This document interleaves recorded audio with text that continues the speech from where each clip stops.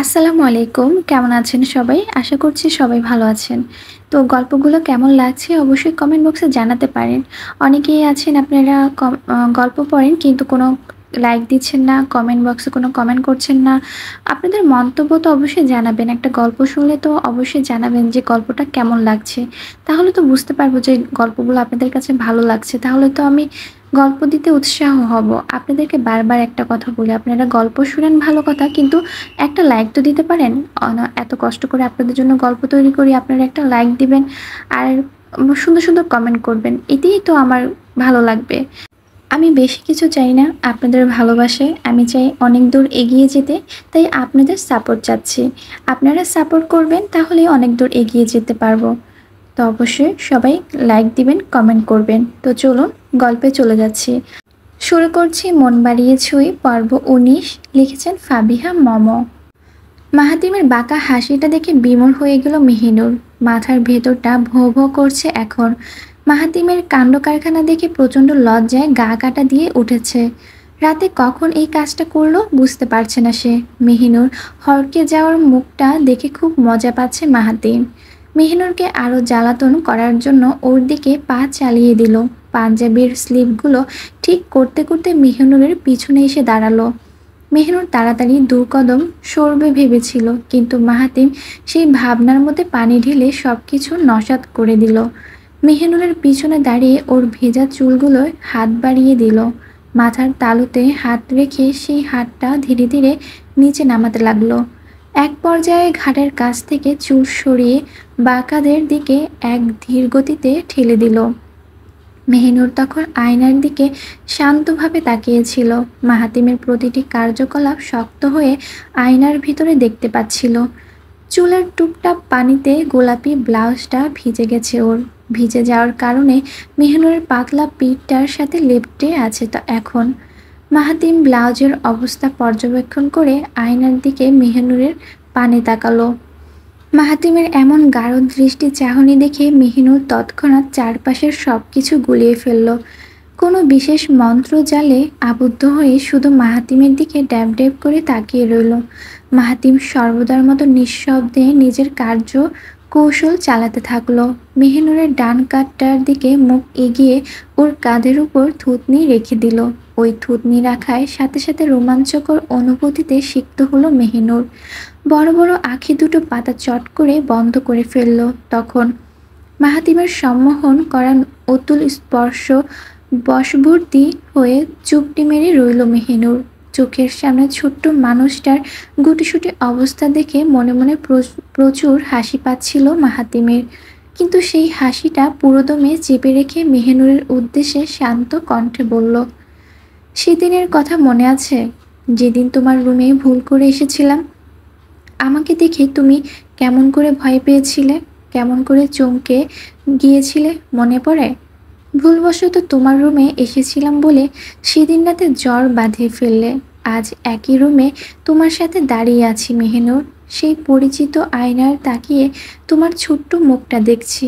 এই আয়নাটা তোমার সাথে প্রথম সাক্ষাতের সাক্ষী বহন করে। সেদিন আমি ছিলাম তোমার জীবনের অনাকাঙ্ক্ষিত অতিথি। তুমি ছিলে আমার জীবনের অপ্রত্যাশিত অতিথি। আমার নজরে তুমি যেমন হুটহাট আগমন করেছ, স্বল্প দিনের মধ্যে তোমার অদৃশ্য গুপ দিয়ে আমাকে লতার মতো বেঁধে ফেলেছ। তোমার ওই ছোট্ট বুকটার মধ্যেও আমার জন্য প্রচুর ভালোবাসা ইতিমধ্যে স্থান নিয়ে ফেলেছে। ঘনীভূত হয়ে প্রকাশ করার জন্য সময় নিচ্ছে। মেহিনুর, আমার কাছে তুমি যে শান্তিটুকু অনুভব করো সেটা বিভিন্ন ঘটনা থেকে আমি বুঝে গিয়েছি। কাল রাতে যখন বজ্রপাত হলো, তুমি চাইলে আমার হাতটা সরিয়ে দিতে পারতে। আমি তোমাকে আগলে রেখেছিলাম ঠিকই, কিন্তু শক্ত অধিকারবোধে জড়িয়ে রেখেছিলাম। কিন্তু তুমি সেটা মোটেও করনি। তুমি আমার বুকটার সাথে পিঠ লাগিয়ে পরম শান্তিতে ঘুমিয়ে পড়েছ। আর হাস্যকর ব্যাপার কি জানো? তুমি যে নিজের অজান্তেই তোমার ভরসার হাতটা আমার কাছে তুলে দিয়েছ, সেটা একবারও তুমি টের পাওনি। মেহনুর প্রতিটা বাক্য শোনার পরও শান্ত হয়ে রইল। চোখের পাতা আগের মতোই বন্ধ করে থাকলো। শুধু অস্বাভাবিকভাবে একটা ব্যাপারে পরিলক্ষিত হলো। মেহনুর তখন অনবরত ঢোক গিলে যাচ্ছিল। মাহাতিম কিছু সময় নীরব থাকার পর আয়না থেকে দৃষ্টি সরিয়ে নিল।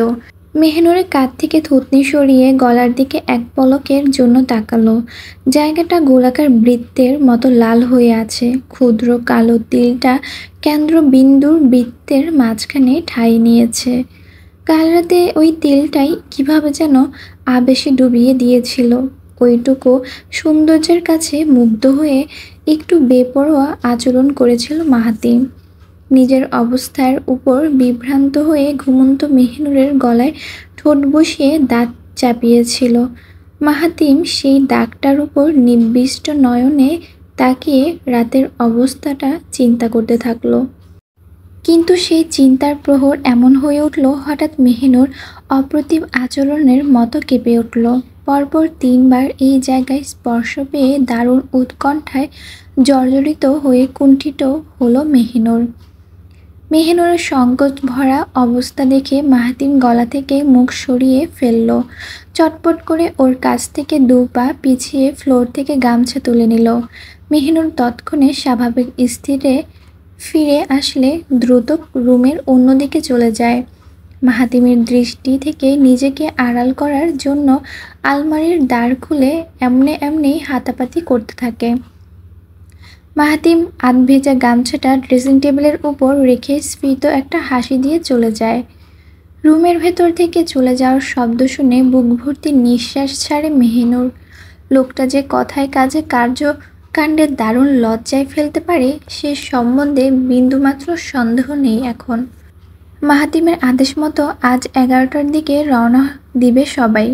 এখান থেকে বিদায়ের পাট চুকিয়ে মেহনুরকে সঙ্গে নিয়ে শহরগামী হবে। সকাল থেকেই সেটার জন্য তোড়জোড় শুরু হয়েছে। নীতি থেকে শুরু করে মাহাদি পর্যন্ত লাগেজ গুছিয়ে ফেলেছে। একে একে সব মালপত্র জিপ মাইক্রোতে তুলে নিয়েছে সবাই।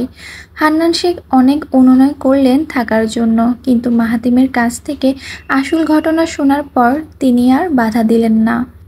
মেহনুরের বিদায় বার্তা শুনে খুশিতে গদগদ হয়ে গেছে শেফালি। বাড়ি থেকে আপদ বিদায় করতে পেরে নিজেকে রানীর মতো চিন্তা করছেন। এখন থেকে সুরাইয়াকে অধিক আদরের সিংহাসনে বসিয়ে দিবেন। সকলের কাছে বানিয়ে দিবেন মেহনুরের চেয়েও মধ্যপণী।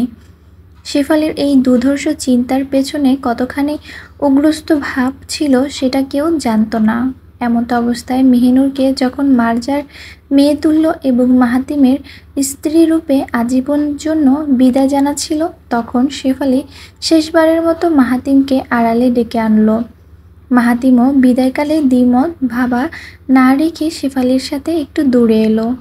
হান্নান শেখ নিজ দায়িত্বে সবাইকে গাড়িতে ওঠার তগাদি দিচ্ছিল। সবাই ঠিকঠাক মতো উঠেছে কিনা, কোনো সমস্যা হচ্ছে কিনা সেদিকে তীব্র মনোযোগ নিক্ষেপ করছেন। এদিকে শেফালির উগ্র ইন্ধনটা বুঝতে পারলেও মাহাতিম কিছু বললেও না। শেফালি শুধু একটাই কথা জোর খাটিয়ে বলল, তোমার আমি একটা কথাই বলবার চাই। তুমি সুরাইয়ার যেভাবে করিয়া কষ্ট দিছ সেই কথা কিন্তু শ্বশুরমশাইরে জানাই না। আজকা যদি রিসোর্টের ওই ঘটনা আব্বার কানে লাগাইয়া দিতাম, তোমার বিয়া কিন্তু জীবনেও মেহনুরের সাথে হইতো না। তুমি ঠিকই সুরাইয়ারে বিয়া করবার লাইগা বাধ্য থাকতা।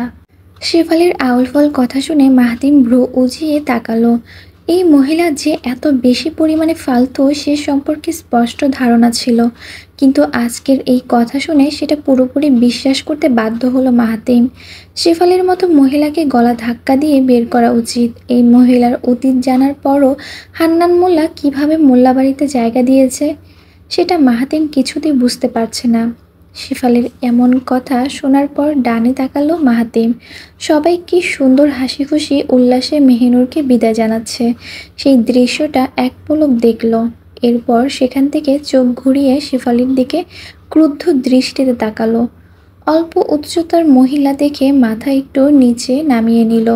প্যান্টের ডান পকেটে থেকে হাত বের করে তর্জনীটি একদম চোখ বরাবর তুলে শক্ত কণ্ঠে বলল মাহাতিম, আপনি আমাকে চেনেন না, আমার ক্ষমতা সম্পর্কেও জানেন না।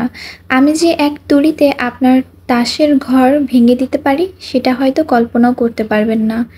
আপনার মতো বেহায়াজাত মহিলার জন্য প্রত্যেকটা পরিবারে ঝগড়া লেগে থাকে। ভাইয়ে ভাইয়ে যুদ্ধ লাগে, কেউ কারোর মুখটা পর্যন্ত দেখতে পারে না। আপনি যে শেখ বংশের বড় ছেলের সাথে কোন কাহিনী করেছেন আমি কিন্তু জানি। নিজের ছেলেকে কিভাবে বিদেশে পাঠিয়েছেন সেটাও ক্লিয়ার ডিটেলস আমার ওয়ালেটের লেফটের সাইডে ঘুমাচ্ছে। একটা জিনিস শিওর করে দিচ্ছি শেফালি মামি, যেই মাহাতিমকে আপনি ভালো ভেবেছিলেন সেই মাহাতিম কিন্তু ডেঞ্জারাস মানুষ। ক্ষমতা আমার পকেটে থাকে, যদি পকেট থেকে টেনে আনার ব্যবস্থা করেন তাহলে শুনে রাখেন আপনার পুরো 14 গোষ্ঠী উদ্ধার করতে আমার টাইম লাগবে না। মাহাতিমের গরম গলার কথা শুনিয়ে তর্জনী নামিয়ে নিল। শেফালির কাছ থেকে মাথা উঠালো ঠিকই, দৃষ্টি সরালো না সে। শেফালির অবস্থা তখন ভয়ে আতঙ্কে শোচনীয় হয়ে গেছে।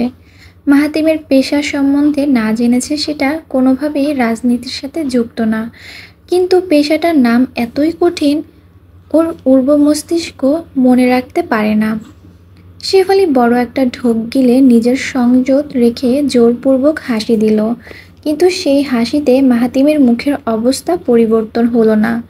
শেফালির চোখ ছোট ছোট করে সশস্তে হেসে দিয়ে মাহাতিমের উদ্দেশ্যে বলল, তুমি জানি কিসে কাম করো? মাহাতিমের মেজাজ আগুনের মতো দগদগ করছিল। এই দুমুখ মহিলাকে লাথি মেরে ঝাঁটা দিয়ে বিদায় করা উচিত। এমন মহিলা সমাজের জন্য অভিশাপ, পরিবারের জন্য কলঙ্ক। কিভাবে সেকেন্ডের ভেতর প্রসঙ্গ উল্টে স্বাভাবিক আচরণ করছে। মাহাতিম মুখটা কঠোর করেই গরজ গলায় বলল, আপনার মতো মূর্খ ধূর্ত মহিলা আমার পেশাটা মনে রাখতে পারবে না। আপনার মতো মহিলা শুধু সংসারে আগুন লাগিয়ে নিষ্পাপ সাজতে পারবে।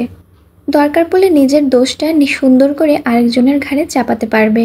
আর আপনাকে একটা জিনিসের জন্য ধন্যবাদ জানাতে চাই। মেহনুরের ঘটনা নিয়ে বাড়িতে যদি পিন না লাগাতেন তাহলে হয়তো এত তাড়াতাড়ি বিয়ে করাটা পসিবল ছিল না। তাছাড়া সুরাইয়ার শাস্তি ওর নিয়তির উপর ছেড়ে দিলাম, কিন্তু আপনার শাস্তিটা ঠিকই নিশ্চিত করব, অপেক্ষা করুন। মাহাতিমের শেষ কথাটা শুনে শেফালির মুখ থেকে হাসি চলে গেল।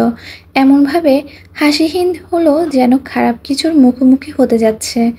মাহাতিম আর সময় নষ্ট না করে জিপে চড়ে বসে। শেফালিকে কোনো বিপদের ইঙ্গিত দিয়ে গেল, এখন ধরতে পারছে না শেফালি। কিন্তু মাহাতিমের কথাগুলো শোনার পর এখন বিদেশ পড়ুয়া ছেলে সজলের জন্য চিন্তা হচ্ছে। মাহাতিম জিপে উঠে বসতেই মেজাজটা আরও চটে গেল। মার্জা কোনোভাবে মেহিনুরকে জিপে যেতে দিবে না।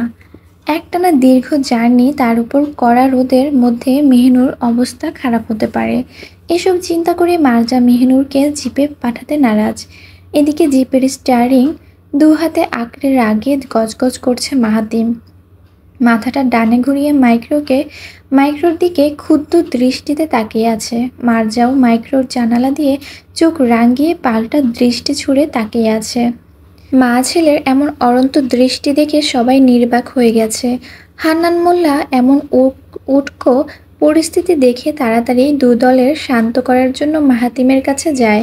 মাহাতিমের কাছে হাত রেখে নরম সুরে বললেন, মার্জামা ঠিক করছে মাহাতিম, তুমি একটু দাদুর কথা চিন্তা করে দেখো। তোমাদের যেতে যদি 4 ঘন্টা লাগতো তাহলে আমি বাধা দিতাম না, কিন্তু এখানে অনেক সময় লাগবে। ও এত সময় জিপের মধ্যে ঠিকমতো চোখ বুঝতে পারবে না। 12টার দিকে কি রোদ উঠে জানো তো। গাড়িতে করে গেলে মার্জা ওকে দেখে রাখতে পারবে। তুমি ঠান্ডা হও।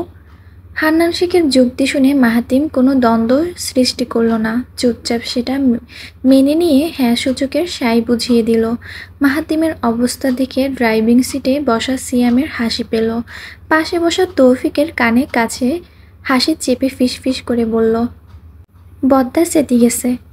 সিয়ামের মুখ থেকে চাটাইঙ্গা ভাষা শুনে হাসি আটকাতে হিমশিম খাচ্ছে তৌফ। উপরের দাঁত দিয়ে খুব কষ্টে নিচের ঠোঁট কামড়ে রেখেছে। হাসির ডোটানায় ফেসে গিয়ে দুগাল ফুলিয়ে থেমে থেমে ফিসফিস শব্দ হচ্ছে। সেই ফিসফিস আওয়াজ শুনে ঠিক পেছনের সিটে থাকা মাহাদি ভ্রু কুঁচকে ফেলল। মোবাইল গেমটা পজ করে মাথা পিছু ঘুরিয়ে মেহিনুরের দিকে তাকালো। এরপর সামনে ঘোরাতেই তৎক্ষণাৎ তৌফের উদ্দেশ্যে বিরক্ত কণ্ঠে বলল, তৌফ ভাইয়া, তুমি ফিসফিস করে দুর্গন্ধ ছড়াবে না। মাহাদির কথায় অকপটে হাসি থেমে গেল তৌফের। মাহাদির দুর্গন্ধ দিয়ে কি বুঝালো কেউ সেটা বুঝতে পারেনি। সবার দৃষ্টি এখন মাহাদির দিকে কেন্দ্রীভূত থাকলে মাহাদি গলা খাকারি দিয়ে ভাবসাব ভঙ্গিতে বলল, আমার দিকে তাকাচ্ছ কেন? মাহাদের প্রশ্ন শুনে ফারিন ওর মাথায় চোটটি মেরে বলল, তোর কথার মানে কি বলদা? কি বোঝাতে চাচ্ছিস? ফারিনের কথা শুনে মাহাদি মনে মনে আরও বিরক্ত হলো। ওদের মতো গুন্ডমূর্খের দল আর দুটো দেখিনি। মুখটা বিরক্তিতে ডুবিয়ে রেখে অ্যাটিটিউড নিয়ে বলল, তোমরা আসলে একটা গাধা। বাত শব্দের মধ্যে ব কেটে প বসাও, যা বুঝতে পারবে সেটাই তোপ ভাইয়া ফুল স্পিডে ফিস ফিস করে দিচ্ছে। ফারিনের উত্তর শুনে চিন্তা করবে তার আগে সিয়াম তৌফের দিকে ঝুঁকে এসে কপালে ভাঁজ ফেলে তাকালো। নিচু কণ্ঠে বলে উঠল, শালার বেটা, পাত দিতেছোস? এক্কেরে চামড়া তুলুম রে এই কাজ করলে। সিয়ামের রাগত চেহারার দিকে তৌফ নিজে রাখবে না গালিগালাজ করবে বুঝে উঠতে পারছে না। মাহাদি যে এমনভাবে ফাঁসিয়ে দিবে সেটা চিন্তার বাইরে ছিল। ওর ঘাড়টা ধরে ধরে মটকাতে পারলে ঠিক হতো, কিন্তু এখন মেহিনুর সামনে জোর গলায় কিচ্ছু বলতে পারছে না। শাহনাজের সাথে চুপি চুপি দুটো কথা সারার জন্য ইচ্ছে করে পেছনের সিটে বসেছে সৌভিক। সবাই যখন মেহিনুরের সাথে কথা সেরে নিচ্ছিল, শাহনাজ তখন সৌভিকের জানালার কাছে হাত রেখে দিল। দৃষ্টি সামনে রেখে এমন ভান ধরল যেন হাতটা আনমনে রেখে দিয়েছে। সৌভিকও অন্যমনস্ক ভঙ্গি ধরে শাহনাজের হাতটার উপর নিজের হাত রেখে দিল। গাড়ির পিছনের সিটে একা বসা সৌভিক চট করে শাহনাজের হাতটা 5 আঙ্গুলের খামচে ধরল। যতটা তীব্রভাবে ধরলে হাতটা লাল টকটকে হয়ে যায়, সৌভিক ঠিক তেমনভাবেই ধরে থাকলো। সৌভিক সামনের দিকে তাকিয়ে থাকলেও শাহনাজ এখন জানালা দিয়ে সৌভিকের দিকে তাকিয়ে আছে। সৌভিকের গাল ধরে মুখটা নিচের দিকে ফেরাতে ইচ্ছে করছে। সৌভিক যে ইচ্ছে করে শাহনাজের দিকে তাকাচ্ছে না বুঝে গেছে সে। শাহনাজ সজল চোখে তাকিয়ে থাকতে শাড়ির আঁচলটা চোখ মুছার জন্য গালে তুলল। অমনি আঁচল দিয়ে মুখের এক পাশ ঢেকে সরু নামিয়ে বলল, একটাবার তাকাও সৌভিক, সামনে তাকিয়ে থেকো না। তুমি তো আমাকে ভুলে যাবে। সেখানকার আবহাওয়ার গেলে আর আমাকে মনে করবে না। আমার মতো অজপাড়া গায়ের মেয়েকে নিশ্চয়ই ভুলে যাবে। কথাগুলো বিদ্যুতের মতো ঝিলিক দিয়ে বাজলো। মাথার মধ্যে এমনভাবে রি রি করতে লাগলো। সৌভিক তৎক্ষণাৎ শাহনাজের দিকে চকিতে দৃষ্টি তাকালো। শাহনাজের লাল লাল অশ্রুসিক্ত চোখ দুটো দেখে ঢোক গিললেও পীড়া হচ্ছে। শাহনাজের হাতটা ছেড়ে দিতেই থমকে গেল শাহনাজ। এদিকে গাড়ি ছাড়ার জন্য কথা উঠে গেছে। সৌভিক তাড়াতাড়ি প্যান্টের পকেট থেকে কিছু বের করে শাহনাজের ডান হাতটা ধরল। সিয়াম গাড়ি স্টার্ট দিয়ে ফেলেছে। সৌভিক চকচকে সিলভার রঙের বস্ত্রটা তর্জনী ও বৃদ্ধাঙ্গুল দিয়ে ধরতেই শাহনাজের মধ্যমা আঙ্গুলের পরের আঙ্গুলটায় সুরসুর করে ঢুকিয়ে দিল। চকচকে বস্ত্রটা আঙ্গুলের সম্পূর্ণ ঢুকে যেতেই গাড়ি শ করে চলে গেল। শাহনাজ চলে যাওয়ার গাড়িটার দিকে ঝাপসা দৃষ্টিতে তাকিয়ে রইল। সেই ঝাপসা দৃষ্টিতে দেখতে পেল নীতি, মাহাদি, তৌফ জানালা দিয়ে উকি মেরে হাত নাড়িয়ে বিদায় জানাচ্ছে। বাড়ির সবাই সেই একইভাবে হাত নাড়িয়ে বিদায় জানিয়ে দিচ্ছে। সবার থেকে দূরে থাকা শাহনাজ শুধু শেষের সিটটার দিকে তাকালো। সৌভিক ওদের বিদায় জানালো না। গাড়িটা উঠোনের গরম ধুলো উড়িয়ে গেটের দিকে চলে গেলে সবাই পা ঘুরিয়ে বাড়িতে ঢুকে গেল। শুধু শাহনাজ বারবার ঝাপসা চোখ মুছে বেকুল চিত্রে চলে যাওয়ার গাড়িটা দেখতে থাকলো। সৌভিককে শেষবার দেখার জন্য মনে মনে অনুনয় করছিল, আকুলি বিকুলি করছিল, তীব্ররূপে দেখতে চাচ্ছিল। গেটটা দিয়ে বেরোবে অমনি এক ঝলকের মতো সৌভিকের মাথা বের করে শাহনাজের দিকে হাতের একটা 4 নাম্বার আঙ্গুলটা দেখাতে লাগলো। ইশারাটুকু করতে সৌভিকের মুখটা মিলিয়ে গেল। শাহনাজ কান্না আটকানোর জন্য মুখে আঁচল চেপে ধরতেই গাল গড়িয়ে বড় বড় প্রস্তের অশ্রু পড়তে লাগলো। অশ্রুপূর্ণ চোখ খুলে কাঁপতে থাকা ডান হাতটা ধীরে ধীরে চোখের সামনে তুলল। ঠিক তখনই আবিষ্কার করে ফেলল আঙ্গুলের স্থান নেওয়া চকচকে বস্ত্রটা সৌভিকের দেওয়া বিশেষ আংটি ছিল। গ্রামের সরলতা ছেড়ে শহরের জঞ্জালে প্রবেশ করলো মেহিনুর। গাড়িটা যখন বউবাজারের রাস্তায় পেরিয়ে যাচ্ছিল তখন কেন যেন মনে হচ্ছিল বুকের ভেতরটা অজানা শূন্যতায় খা খা করছে। পুরনো দিনের মজবুত বন্ধনটা আচমকা ছিঁড়ে অন্য দুনিয়ায় সংযোগ হয়ে যাচ্ছে। গাড়িতে সিয়াম বাদে সবাই তখন ঘুমে ঢুলে আছে। মার্জা ডান হাতে মেহিনুরকে আগলে রেখে সিটের পিছনে মাথা ছেড়ে দিয়েছে। সেও জার্নি একটানা ক্লান্তিতে তদ্রা মুগ্ধে ডুবে আছে। মেহিনুরের হাত দুটো নিজের কোলে টেনে ঘুমে আচ্ছন্ন হয়ে আছে মার্জা। এদিকে মেহিনুর কোনোভাবেই চোখের পাতা বুঝে ঘুমের জন্য স্থির হতে পারছে না। সাদা শাড়ির লাল পেরে আঁচলটা সরাতে সরাতে মাথার মাঝ বরাবর ঠেকে আছে ওর চলন্ত গাড়ির স্বচ্ছ জানালা দিয়ে শো শো করে হিমশীতল বাতাস ঢুকছে তখন। মেহনুর জানালার বাইরে দৃষ্টি দিয়ে উদাস আকাশে তাকিয়ে আছে। অপরিচিত দুনিয়ার নিজেকে খাপ খাওয়াতে পারবে কিনা সেটা নিয়ে দুশ্চিন্তা করছে। বড় মা যা যা শিখিয়ে দিয়েছে সেগুলো ঠিকঠাক মতো পালন করতে না পারলে কতটা ব্যর্থ হবে সেটা নিয়ে যত চিন্তা। মেহনুর যখন এসব চিন্তায় বিভোর ছিল তখন আশেপাশে কিচ্ছু খেয়াল করেনি সে। ঠিক তখনই বাতাসের বেগটা আচমকা বেড়ে গিয়ে মেহনুরের মাথা থেকে আঁচলের শেষ ঘোমটাটুকু টানার জন্য হাত উঠাবে। ঠিক তখনই জানালার বাইরে দৃষ্টি গিয়ে ঘোমটার হাত দুটো থেমে যায় ওর। মাইক্রোর পাশাপাশি সমান তালে সমান বেগে শান বাজিয়ে কালো জিপটা ছুটছে। জিপের ড্রাইভিং সিটে যে মানুষটা বসে আছে তার ভাবগতি দেখে মেহিনুর সেদিকে স্থির পানে তাকিয়ে আছে। মাহাতিম জিপের গোল স্টিয়ারিংটা শক্তভাবে আঁকড়ে বেশ দাম্ভিকতার সাথে জিপ চালাচ্ছে। গাঢ় বেগুনের শার্টটা কাঠামো দেহের খাপে খাপে সেট করে আছে। কালো প্যান্টের সাথে সবসময়ের মতো বেল্ট বেঁধেছে মাহাতিম। ড্রাইভিংয়ের জন্য শার্টের স্লিপ দুটো মোটা করে গুটিয়ে রেখেছে সে। যতবার স্টিয়ারিংয়ের ঘুরিয়ে ড্রাইভ করেছে ততবার হাতের বাম ঘড়িটা সূর্যের আলোতে রিফ্লেক্ট করে মেহিনুরের চোখ ধাঁধিয়ে দিচ্ছে। মাহাতিমের চোখ দুটো কালো সানগ্লাসে আড়ালে ঢেকে আছে আজ। তীক্ষ্ণ ধারালো দৃষ্টি দিয়ে ক্ষণে ক্ষণে জিপের গতিবিধি ঠিক করছে এখন। মাহাতিমের অমন অবস্থা, বেশভূষা, তেজীয়মান চিন্তা চেতনা দেখে নিজেকে খুব তুচ্ছ ভাবছে মেহিনুর। প্রথম মতো লোকটার সাথে কিছুই মেলে না ওর। সে থেকেছে শহরের মধ্যে, মেহিনুর বেড়েছে গ্রামের ভেতর। তার চিন্তা চেতনা আধুনিক যুক্তিকেন্দ্রিক। অন্যদিকে মেহিনুরের ভাবনা খুবই স্বল্প। মেহিনুর এসব ভাবতে ভাবতে মাথার ঘোমটাটা টেনে নিল। জানালার দিক থেকে দৃষ্টি সরিয়ে কোলের দিকে নামিয়ে রাখল। মনের ভেতর তীব্র ঝড় চলছে। সেই অশান্ত ঝড়ে মন মস্তিষ্ক বেকাবু কায়দায় যুদ্ধ করছে। মেহিনুর সেই যে চুপটি মেরে গাড়িতে উঠেছিল এখন সে অবস্থায় নীরব হয়ে আছে।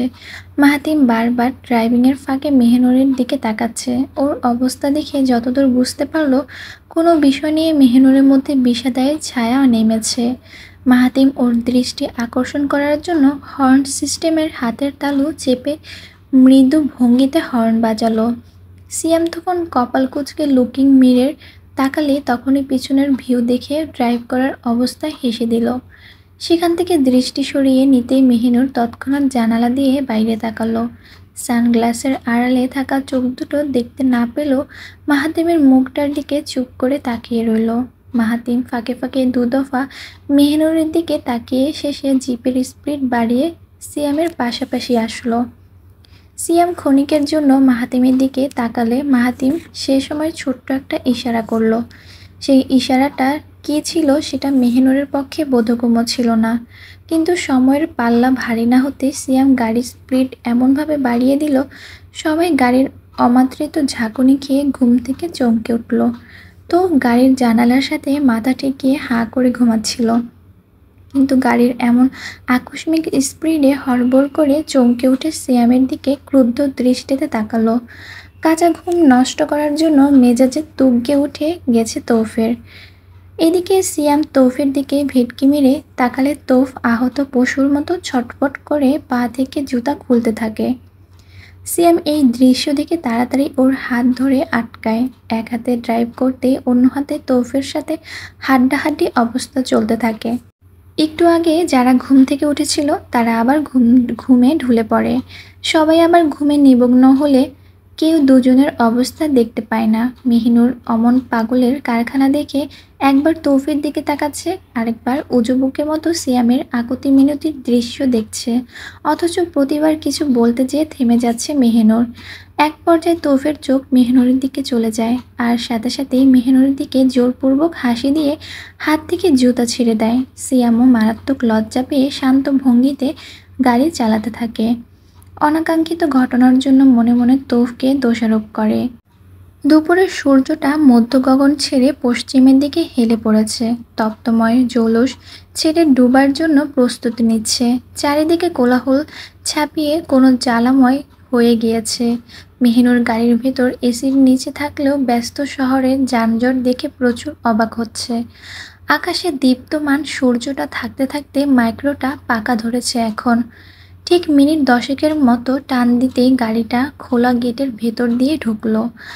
গেটের কাছে দুজন দারোয়ান দেখতেই হঠাৎ মেহিনুরের মনে হলো গেটটা যেন ওদের অপেক্ষাতে খোলা ছিল। সিয়াম একদম বাড়ির সামনে এনে থামালে সবাই চটপট গাড়ি থেকে নেমে যায়। মাহাদি সবার আগে নেমে এক দৌড়ে মেহিনুরের পাশ থেকে দরজা খুলে দেয়।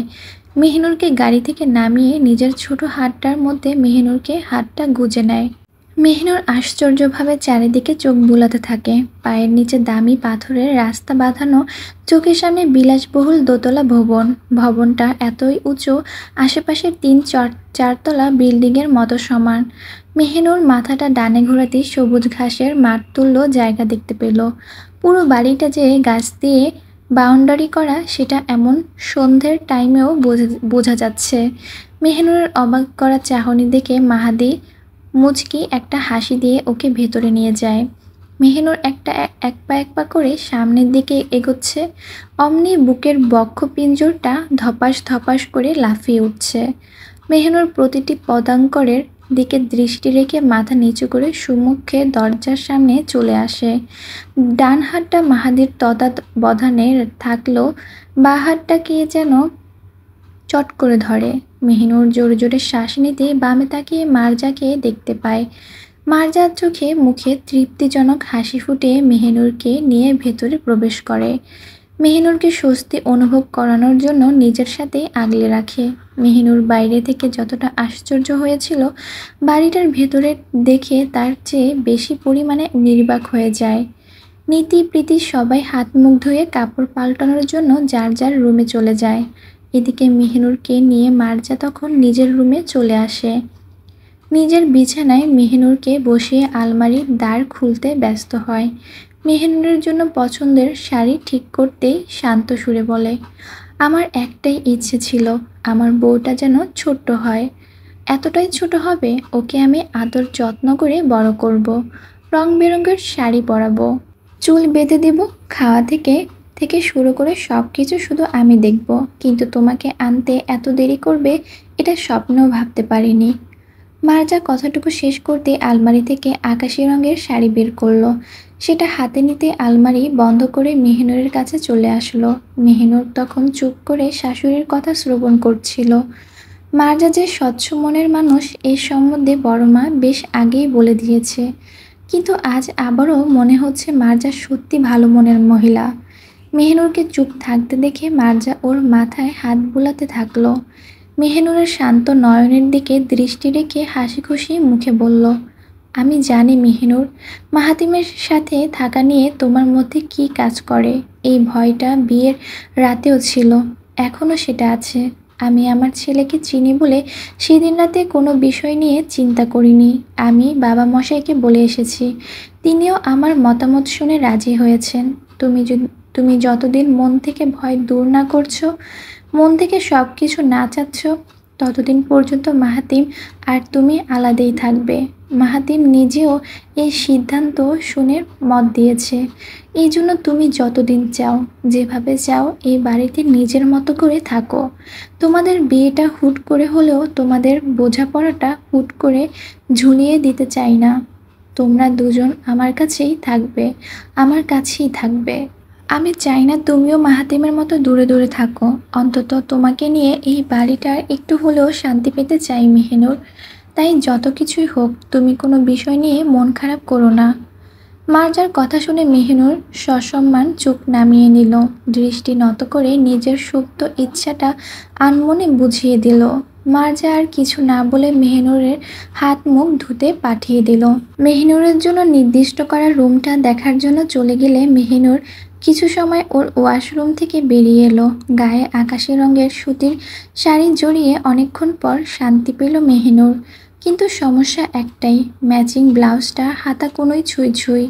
মেহিনুর ব্যাপারটা নিয়ে তেমন মাথা না ঘামিয়ে মার্জার ড্রেসিং টেবিলের সামনে গেল। খোঁপায় বাঁধা চুলগুলো খুলতেই হঠাৎ দরজা খুলে প্রবেশ করলো নীতি। নীতিকে দেখে মৃদু ভঙ্গিতে হেসে দিতেই নীতি সহজাত মিশ্র হাসিয়ে এগিয়ে আসলো। মেহিনুরের চুলগুলো সুন্দর করে আঁচড়ে দিতেই হাসিমাখা সুরে বলল, ভাইয়ার রুম দেখেছো? তোমার রুম জানো, ভাইয়া ইচ্ছে করে ছাদের রুমটা দিয়েছে। কত করে বললাম ছাদের রুমটা দিও না, আমার রুমটাই দিয়ে দাও। ভাইয়া আমার কথাই শুনলো না। আমার দোষ। সামারের ভ্যাকেশনের শেষের দিকে ভাইয়া চলে গেলেই এদিকে আমার ফ্লাইটের টিকিট কাটতে হবে। শুধু শুধু ওই রুমটা দেওয়ার মানে হয়? মেহিনুর সারাক্ষণ চুপ থাকলেও মাহাতিমের কথা শুনে মনে মনে প্রশ্ন জাগলো।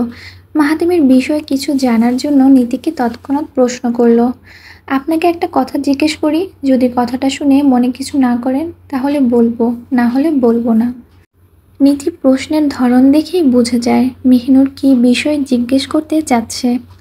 মেহিনুর কথায় সভ্যসূচক হাসি দিয়ে সরল সুরে বলল, আমাকে আপনি করে বলতে হবে না ভাবি, আমি যেহেতু আপন ভেবে তুমি করে বলেছি, তুমিও আমাকে আপন ভেবে তুমি করে বলো।